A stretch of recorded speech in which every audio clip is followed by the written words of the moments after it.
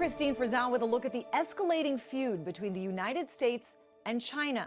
As the world watches and waits to see who will make the first move, some warn of the dangerous line both countries appear close to crossing. On the U.S. China trade war, tensions rising almost as high as the tariffs themselves. In recent weeks, those tariffs have nearly tripled from 54 to 145%. I think that we will make a deal with China. The next target? Chinese ships, which could soon be charged to dock at American ports, according to this notice on the Federal Registry, set to begin in 180 days and incrementally increase. The White House insisting the ball is in China's court. China wants what we have, what every country wants what we have, the American consumer. Or to put it another way, they need our money. But China showing no sign of backing down, just curbing exports of rare earth minerals widely relied upon and used in everything from computer hard drives to jet engines. Everything I can switch on and off would not really work without rare earths. With growing signs, China now is strengthening its alliances with U.S. adversaries. The State Department accusing Beijing of stepping up support to North Korea, as well as Russia in its war in Ukraine. Plus, an alarming new accusation. We can confirm the reporting that Chang Guang, Satellite Technology Company Limited, is directly supporting Iran-backed Houthi terrorist attacks on U.S. interests. A new Pew Research poll reveals a surprising turning of the tides. While 77% of Americans have an unfavorable opinion of China, that's 7% lower than last year, marking the first drop in 5 years. I'm Christine Frizzell reporting. I'm Atra al-Nashar in Washington. In its new global outlook, the International Monetary Fund says tariffs will hinder economic growth here in the U.S. and around the world. The IMF is also dimming its outlook for when Americans can expect a lower inflation rate.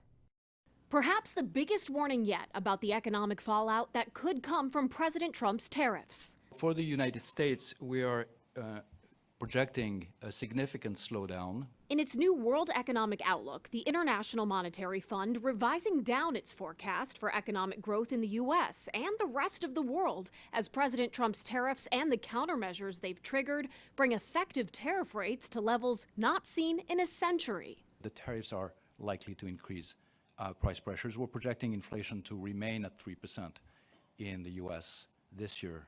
Same level as last year. Despite predictions like this coming from just about every economist outside the White House, President Trump is publicly pressuring Federal Reserve Chair Jerome Powell to cut interest rates, something a central bank typically does when inflation goes down. The president calling Powell Mr. Too Late, a major loser, in this social media post, adding to concerns the president may undermine the Federal Reserve's ability to carry out its dual mandate of price stability and maximum employment independent of politics. That anxiety is believed to have fueled Monday's steep declines on Wall Street that put the Dow Jones Industrial Average on track for its worst April since the Great Depression. The president has the right to express his displeasure with the Fed, and he has the right to say he believes interest rates should be lower. The IMF argues public trust in the Fed's integrity can do as much for economic stability as their actual monetary policy. Central banks need to remain credible, and part of that credibility is built upon their central bank independence. President Trump did originally appoint Powell to be chair of the Fed in his first term, and it's highly unlikely he can legally fire or demote Powell. Now, his term is up in May of 2026, and Treasury Secretary Scott Bessent says they'll start interviewing candidates for his replacement in the fall. In Washington, I'm Atra al-Nashar.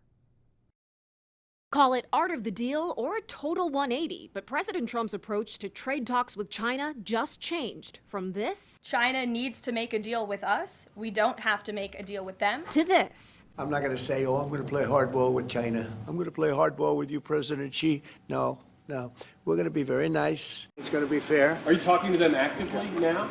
Actively. Everything's active. Treasury Secretary Scott Bessent later told reporters the U.S. and China have not spoken yet. China, so far, isn't swayed by the softer tone. To keep asking for a deal while exerting extreme pressure is not the right way to deal with China and simply will not work. What's become a full-blown trade war between the U.S. and China with triple-digit tariffs and non-tariff retaliatory measures has effectively frozen the largest trading partnership in the world. The longer it lasts, the more economic damage is done under President Trump's watch. There is an opportunity for a big deal here. Bessent calmed markets Tuesday when he said the status quo is not sustainable. He says both countries would benefit from addressing America's trade deficit with China, which was more than $295 billion last year. For the U.S., it could mean more domestic manufacturing, and for China, more consumption. If they want to rebalance, let's do it together. There's no telling how long it could take for Washington and Beijing to resolve this. Meanwhile, the White House says it is making progress with other trading partners. Talks appear to have been most extensive with Japan and India. We may soon see outlines of agreements, but it may take months to hammer out the fine details of any new trade deals. In Washington, I'm Atra El-Nashar.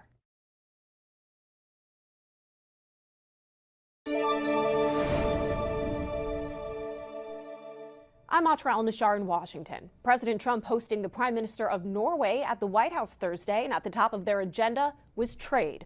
Like countries around the world, Norway hopes to strike a deal with the president that will result in lower tariffs. But the toughest negotiations, if they occur, will be with China.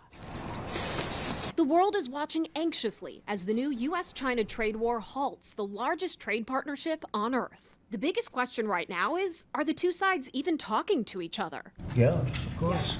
And Every day. that was Wednesday night. By Thursday morning, the spokesperson for the Chinese Ministry of Foreign Affairs posted, China and the U.S. are not having any consultation or negotiation on tariffs, still less reaching a deal. They're saying it's fake news that trade talks are happening. Well, they had a meeting this morning, so I can't tell you. It doesn't matter who they is. We may reveal it later, but they had meetings this morning, and we've been meeting with China. China says they are open to talks, but not while the U.S. exerts quote-unquote extreme pressure. President Trump imposed 145% tariffs on Chinese goods coming into the U.S., and China retaliated with 125% tariffs on American goods. As for trade talks with other countries, the White House says it has 18 drafted proposals, touting progress specifically with India, Japan, and now South Korea. We will be talking technical terms as early as next week, as we reach an agreement on understanding as soon as next week. Meanwhile, a dozen Democratic-led states are now challenging the president's sweeping tariffs in court, arguing he's overstepping his executive authority. The White House trying to direct the public's attention to the list of foreign companies announcing new investments in the U.S., like Hyundai's plans for a steel plant in Louisiana, a new Chobani yogurt dairy plant in New York, and Swiss drug maker Roche investing an additional $50 billion in its U.S. operations. Historically, it usually takes well over a year to negotiate and implement a trade deal. On Thursday, President Trump commented on the fact that he's got a small economic team at the White House tasked with negotiating with just about every country on Earth. So the president said at some point they'll just start unilaterally setting terms for new trade agreements. In Washington, I'm Atra El-Nashar.